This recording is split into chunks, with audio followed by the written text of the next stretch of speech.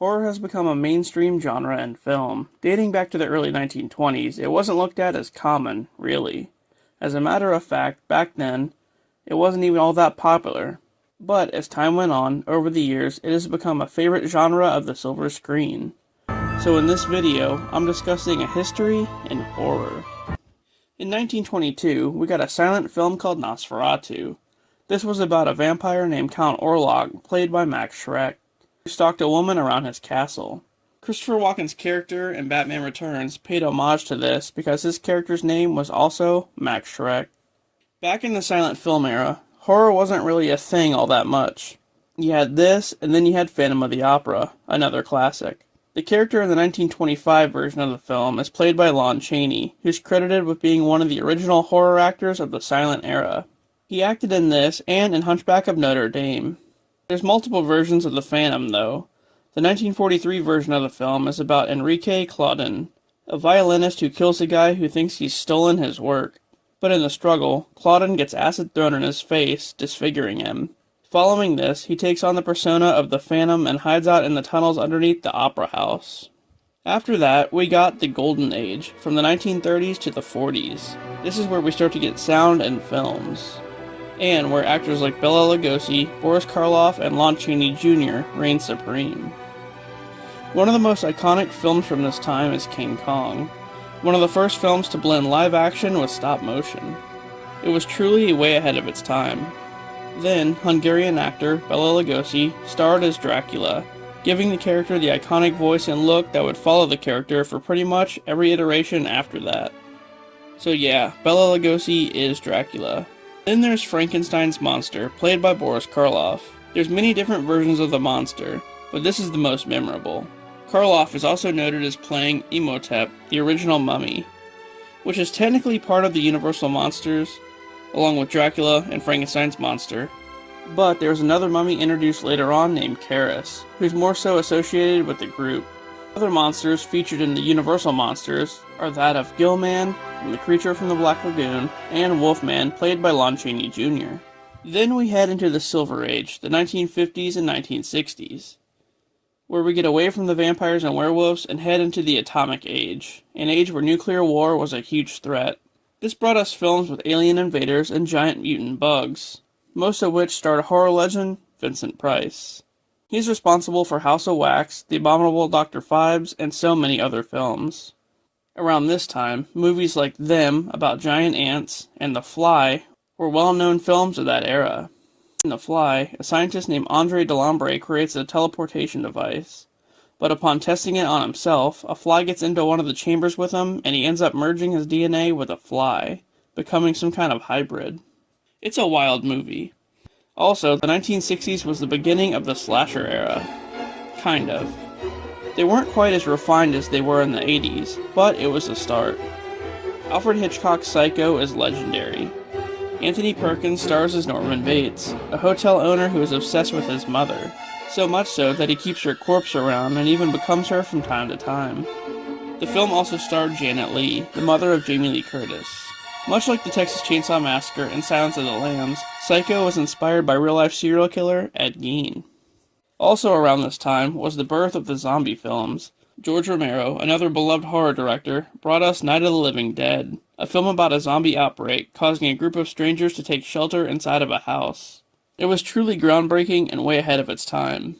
Romero's film would spawn many sequels like Dawn of the Dead and a lot of others, as well as a remake in 1990. After that, we got The Exorcist, which brought about a new subgenre in horror centering around demonic possession. Not my favorite, to be honest. Speaking of Texas Chainsaw Massacre, in 1974, the film came out and shocked everyone. For that time, it was the goriest horror film to date, with people getting tortured and cut up. It quickly became a cult classic and helped pave the way for future films in the genre. Gunnar Hansen played Leatherface, a sadistic member of the Sawyer family in the film, who uses a chainsaw to attack his victims. In 1978, we got Halloween, an indie film that set the standard for slasher films going forward. Acclaimed horror director John Carpenter had a string of hits: They Live, The Fog, Escape from New York, The Thing, but this one was his holy grail. Michael Myers escaped from a mental hospital to stalk teenagers in Haddonfield, Illinois. As his doctor chases him around town, Michael comes head-to-head with Laurie Strode, played by Jamie Lee Curtis, in her debut role. And the Halloween franchise was meant to be an anthology, with each film having a different Halloween-themed plot. But Michael was so popular they ended up bringing him back again and again and again. In 1980, Friday the 13th followed the same dynamic as Halloween, where a serial killer stalked campers around Camp Crystal Lake and killed them off systematically, one by one. We find out that the killer is Pamela Voorhees, played by Betsy Palmer, who wants revenge for the counselors letting her son Jason drown. Much like Halloween, Friday the 13th was meant to be an anthology series as well, but soon after the first film, Jason was introduced and became the new face of the franchise, spawning many sequels, most of which had Kane Hodder playing Jason. The Shining, a film adaptation of a Stephen King novel, is one of the most popular films of all time, let alone in just horror. It's one of Jack Nicholson's best performances. In the mid-80s, we're introduced to Freddy Krueger in a little film called A Nightmare on Elm Street. This one was brought to us by Wes Craven. In the film, a dream demon named Freddy goes after kids who live on Elm Street and kills them in their nightmares. This is the debut role of Robert Englund, who much like Lugosi and Karloff, became known for really only playing Freddy all of the time. Unlike Michael and Jason, who had many different actors play them over the years. In 1987, we got Hellraiser, which could be classified as torture horror. In this one, a group of demons called Cenobites show up when you mess with the Lament configuration, a puzzle box that is supposed to bring the user extreme pleasure. But all it really does is condemn you to hell. 1988 gave us Child's Play, the film about a possessed doll named Chucky. A serial killer named Charles Lee Ray gets gunned down outside of a toy store and uses voodoo to transfer his soul into a doll. The first 3 films were good, but the franchise gets really cheesy after that. And Chucky is loosely based on Robert the Doll, a real haunted doll that resides in Florida.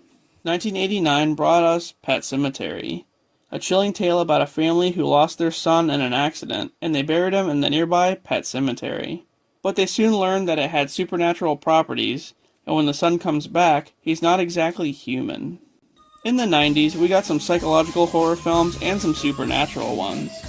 This is where the genre shifted into possession-based movies and thrillers. It is another film adaptation of a Stephen King novel. In this one, a group of kids in Maine are confronted by an evil entity masquerading around as a clown. Then, 27 years later, it comes back again, this time facing off the kids as adults. And it's one of Tim Curry's best roles. Silence of the Lambs is another one inspired by Ed Gein. Dr. Hannibal Lecter, a cannibal, played by Anthony Hopkins, helps an FBI agent track down a killer named Buffalo Bill. This one's technically a remake of an earlier film called Manhunter. Then, in 1992, there's Candyman, a film about an entity that haunts the ghetto in Chicago. This movie plays off the old legend of saying someone's name in the mirror 3 times, causing them to appear and kill you. Tony Todd, who had played in the remake of Night of the Living Dead, plays Candyman. Next, in 1996, is Scream, another masterpiece from Wes Craven. A masked killer named Ghostface goes on a murder spree in the town of Woodsboro, mainly going after a teen named Sydney. As it turns out, Ghostface is actually 2 different people, Sydney's boyfriend Billy and his friend Stu, who want revenge for a twisted love affair gone wrong involving their parents. This one would go on to spawn many sequels as well, with different people playing Ghostface each time. The late 90s started a teen angst aesthetic in horror movies that all featured a group of teenagers who systematically got killed off one by one. Some examples of this are I Know What You Did Last Summer, Urban Legend, and The Faculty. Not only that, but in 1999, The Blair Witch Project started as an independent film, which hit big and started the found footage subgenre of horror. The found footage genre feature movies that you watch through the lens of one of the characters' video cameras. In the 2000s, we got a wave of supernatural films like House on Haunted Hill and 13 Ghosts, both of which, like most other horror films, were remakes. Then there's Jeepers Creepers, which is kind of a supernatural film, but also technically a slasher. This one involves a winged creature that appears every 23 years to feed on human flesh. The Ring and The Grudge are 2 popular films from this time that were originally Japanese films. Both feature a supernatural entity that stalks you for a certain reason. In The Ring, if you watch a cursed videotape, a spirit named Samara comes after you, and in The Grudge, if you enter a certain cursed house, a spirit named Kayako comes after you. They're equally creepy. As I've mentioned, there's a torture subgenre of horror.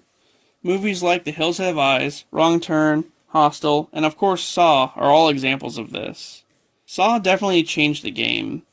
An architect dying of cancer puts people in deadly traps to make them realize how good they actually have it. And sometimes, they're just put there because they're assholes. This one took heavy inspiration from the Vincent Price film The Abominable Dr. Phibes, and has spawned a whole franchise. In the 2010s, indie horror became a thing where smaller companies started churning out all sorts of films. Paranormal Activity, Midsommar, and Human Centipede are examples of this. And that movie is wild. A German doctor captures 3 tourists and sews them ass to mouth like a literal centipede.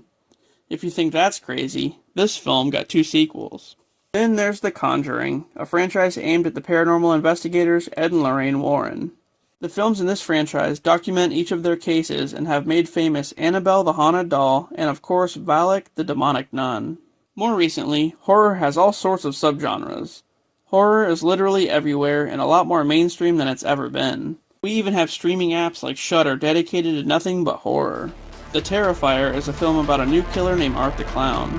He goes around just brutalizing people for no apparent reason other than just to torture them, and Art quickly became a horror icon among the greats. Another film that brought us a new horror icon is The Black Phone. Blumhouse is a company that's just been monopolizing horror as of late. They did the Insidious films, Paranormal Activity, The Purge, Megan, and even did their own Halloween trilogy. The Black Phone is about a child murderer called the Grabber, who abducts and kills kids in the late 1970s in Colorado. One kid, Finney, manages to not only get away, but actually kill the Grabber as well. In the sequel, the Grabber comes back now as an entity, and haunts Finn and his sister Gwen in their dreams. So basically now, he went full Freddy mode. The substance fits into the body horror genre, and it takes inspiration from earlier films like The Reanimator. In this one, a woman played by Demi Moore feels like she's getting too old, so she gets a serum from the black market that promises her a younger self. However, it has horrifying consequences. After that, we have Hard Eyes. This one was a mix between a rom-com and a slasher movie, with the killer, the Hard Eyes Killer, or HEK, going after couples on Valentine's Day. And there's no telling where horror is headed in the future. Like I said, it's so mainstream now we get hundreds of horror films a year, and they all have various subgenres. And yeah, that's the history of horror, at least from what I can tell. I'm sure I left out a lot of key films and a lot of key details. But listen, it was a lot to remember. Anyway, I hope you enjoyed this look back at one of the most popular film genres of all time. Thanks for watching, and I'll see you later.